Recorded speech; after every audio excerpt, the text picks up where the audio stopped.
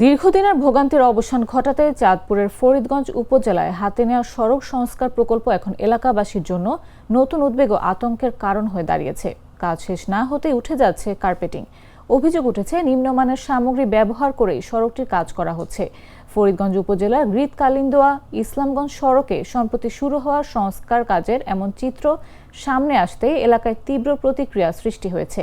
স্থানীয়দের ভাষ্য, বছরের পর বছর সড়কটির বেহাল অবস্থার কারণে তাদের চরম দুর্ভোগ পোহাতে হয়েছে।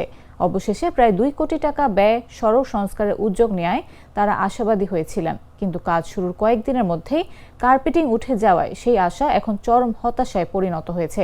স্থানীয় সরকার প্রকৌশল অধিদপ্তরের আওতায় প্রায় 1,97,00,000 টাকা ব্যয়ে 2,700 মিটার সড়ক সংস্কারের কাজ গ্রহণ করা হয়। প্রকল্প অনুযায়ী গত বছরের ডিসেম্বর মাসে কাজ শেষ হওয়ার কথা থাকলেও বাস্তবে চলতি বছরে এসে কাজ শুরু করে ঠিকাদারি প্রতিষ্ঠান।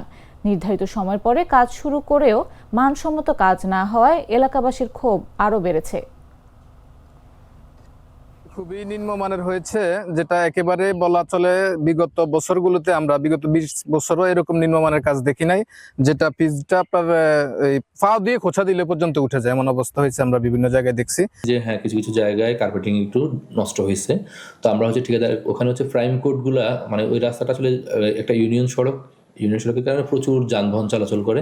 তো আমরা ঠিকাদারকে আমাদের অফিস থেকে নির্দেশনা দেওয়া হয়েছে যে হচ্ছে ওই যেসব অংশগুলোতে কার্পেটিংয়ের প্রবলেম হয়েছে ওই অংশগুলোর কার্পেটিংগুলো তুলে পুনরায় হচ্ছে আমরা আবার কার্পেটিং করার ব্যবস্থা অলরেডি নির্দেশনা দিয়ে দিয়েছি। আমরা খুব শীঘ্রই হচ্ছে এটা রেকটিফাই করব, আর কাজটা এখনো বর্তমানে চলমান আছে।